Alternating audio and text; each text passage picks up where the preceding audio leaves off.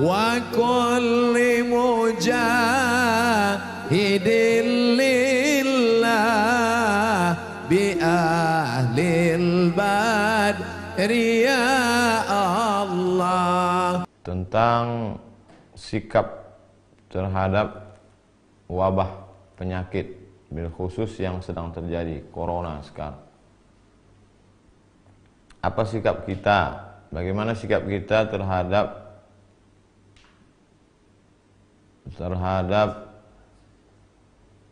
beberapa daerah yang mengosongkan masjid, tidak melaksanakan sholat Jumat dan sholat berjamaah?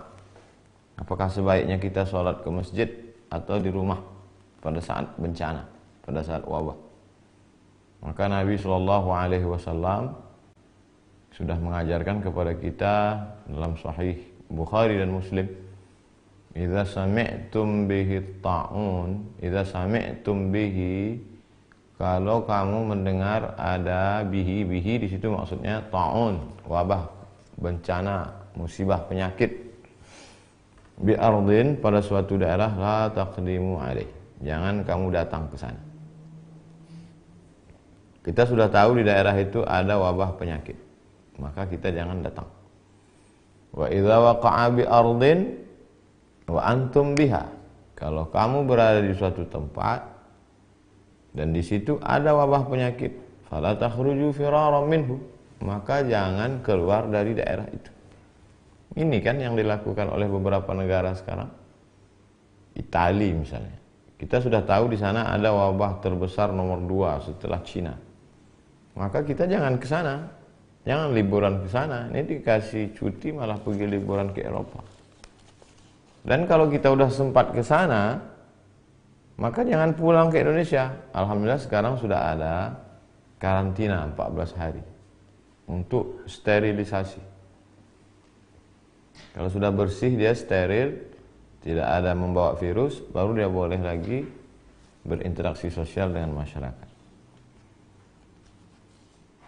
Lalu ada sebagian orang mengatakan, untuk apa kita takut bencana? Kita kan takutnya kepada Allah Subhanahu wa taala. Loh, ini kan yang mengajarkan Nabi Muhammad sallallahu alaihi wasallam. Kata Nabi, firra minal majzum, firra, larilah engkau, minal majzum.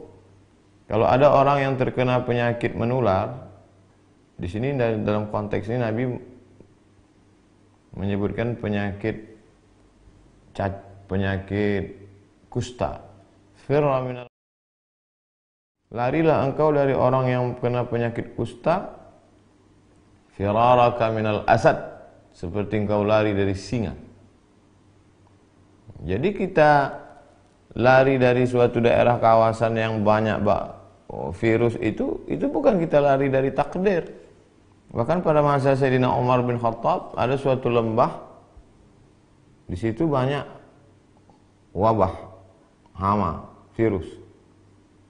Kemudian kata Umar bin Khattab, mari kita pindah ke tempat yang tidak ada manusia di situ, yang bersih, steril. Loh, kalau begitu kita lari dari takdir, kita pindah dari takdir yang buruk ke takdir yang baik.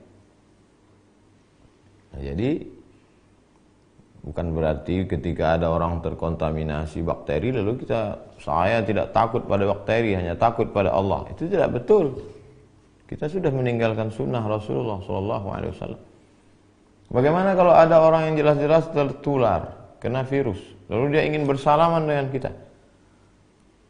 Zaman Nabi pernah itu. Ada orang yang sudah terkena penyakit kusta menular. Kata Nabi, inna qad bay'anaka farji'. Kami sudah membaiat engkau. Sudah berbaiat. Farji, mestinya berbaiat itu salaman. Tapi kata Nabi, karena dia kena penyakit menular, inna qad bay'anaka. Sudah, farji, pulanglah. Tidak perlu bersalaman. Jadi yang kita lakukan hari ini, tidak berinteraksi sosial dengan orang yang dikhawatirkan menularkan virus, tidak bersalaman, bukan meninggalkan sunnah, justru sedang melaksanakan sunnah. Apakah wabah ini hanya baru sekarang terjadi? kita baca apa yang disebutkan oleh Imam Az-Zahabi dalam kitab Syiar A'lam An-Nubala. Wa kana al-qahtu 'aziman bi Misra. Pernah suatu masa terjadi di Mesir itu masa paceklik. Wa bil Andalus. Tidak hanya di Mesir, sampai ke Andalusia, Spanyol. Mesir, Libya, Tunisia, Aljazair, Maroko, Spanyol. Wa ma'ahidha qahtun wala waba'un mithlu. Belum pernah terjadi masa paceklik, kemarau panjang dan wabah penyakit sedahsyat itu. Bi Qurtubah di Spanyol, di Andalusia. Hatta baqiyatil masajidu mughlaqah. Sampai masjid-masjid ditutup. Bila musallin, tidak ada orang salat.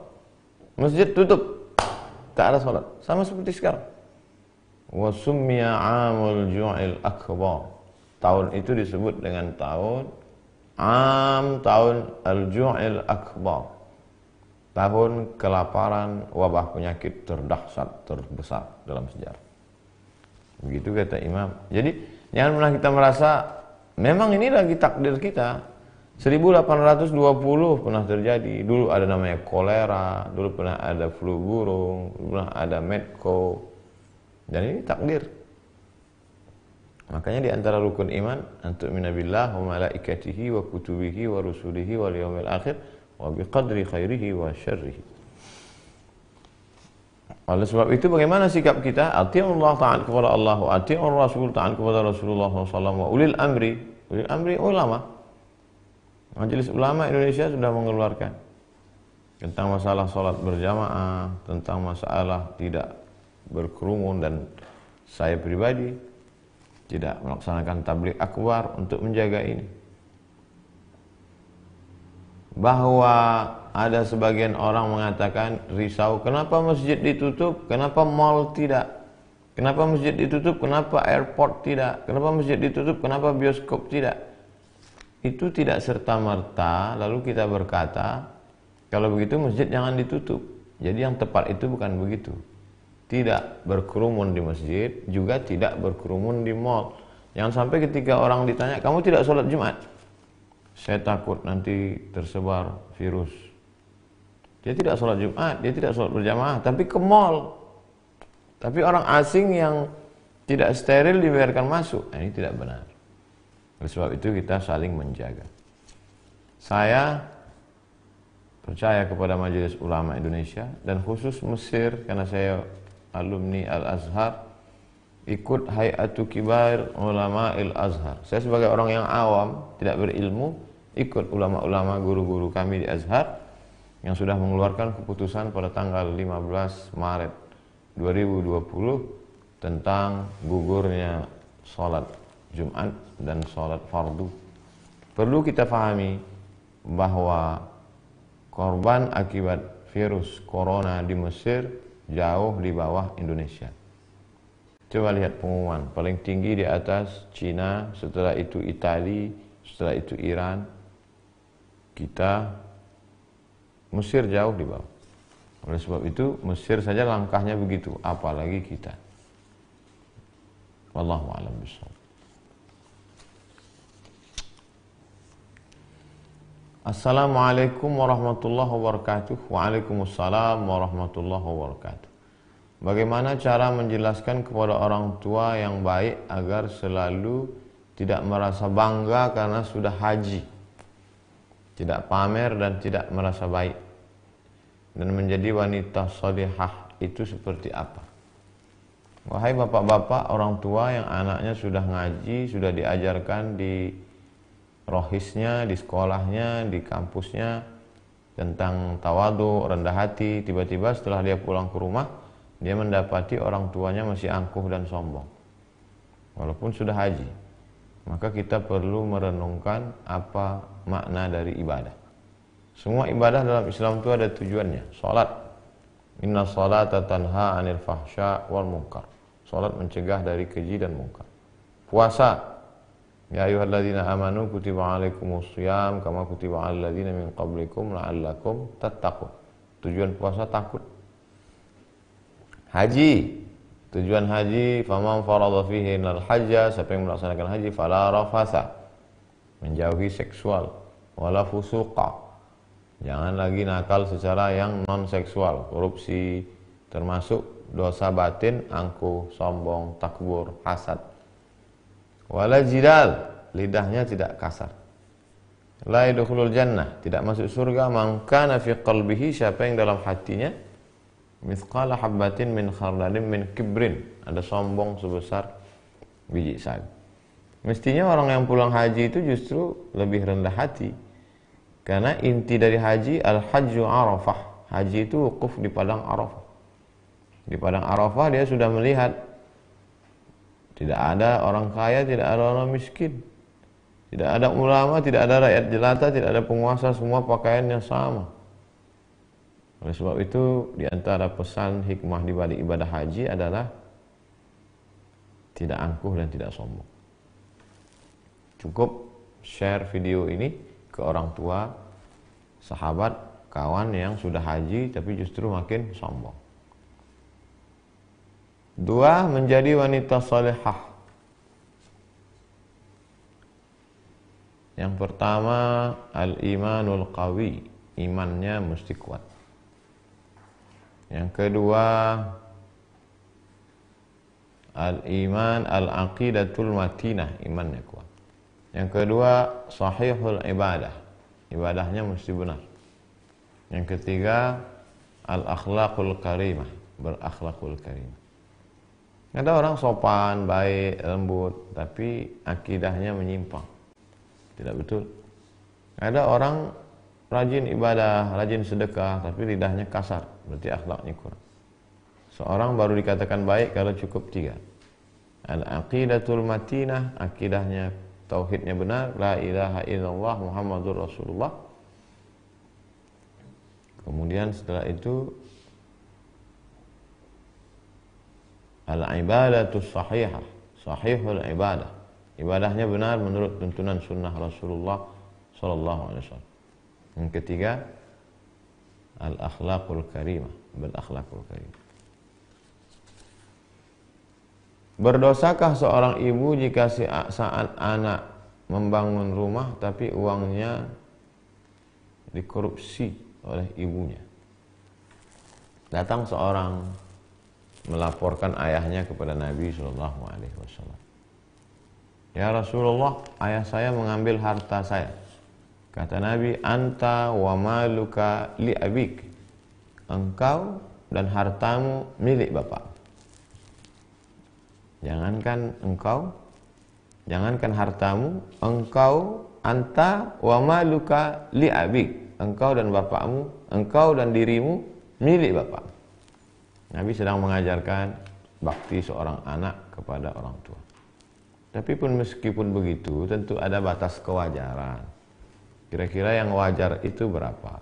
Kalau sampai di atas lebih dari kewajaran, tapi jangan gara-gara itu sampai seperti yang kita lihat di pengadilan. Seorang anak menuntut ibu hanya karena sebatang kayu yang dipotong. Oleh sebab itu tidak benar.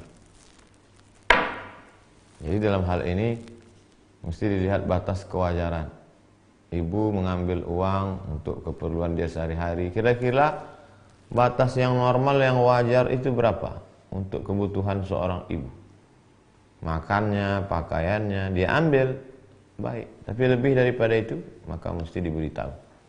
Bukan anak yang beritahu, tapi ada orang lain yang ucapannya didengar oleh si ibu. Wallahu a'lam bishawab.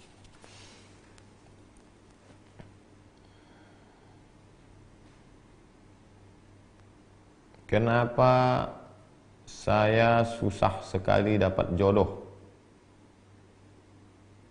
Jodoh itu bagian dari rezeki. Oleh sebab itu, wa fis sama'i rizqukum wa ma tu'adun. Rezeki kamu dijanjikan Allah Subhanahu wa taala. Suatu ketika Nabi lewat di depan Abdullah ibnu Mas'ud. Ibnu Mas'ud sedang sedih. Kata Nabi, la tukthir hammak. La tukthir hammak. Jangan terlalu risau dengan hidup, wahai Abdullah bin Mas'ud. Ma yuqaddar yakun. yang sudah ditetapkan Allah untukmu pasti terjadi. Wa ma turzaqu ya'tik. Apa yang sudah ditetapkan Allah menjadi rezekimu pasti datang. Rezekimu lebih tahu di mana engkau berada daripada engkau mengetahui di mana letak rezeki. Oleh sebab itu, disitulah letak keyakinan, disitulah letak iman. Alimtu anna rizqi la ya'khudhuhu ghairi fatma'anna qalbi. Aku tahu bahwa rezekiku tidak akan mungkin diambil orang lain. Fatma'anna qalbi, hatiku menjadi tenang. Begitu kata Imam Al-Hasan Al-Basri. Tapi tetap ada ikhtiar dan usaha. Idza sa'alta fas'alillah. Jangan pernah bergantung kepada manusia. Kalau minta sesuatu, mintalah kepada Allah. Idza sa'alta, minta fas'alillah. Wa idza ista'anta, minta tolonglah kepada Allah Subhanahu wa taala. Wallahu a'lam bishawab. Amin. Salatullah, salamullah ala taha rasulillah.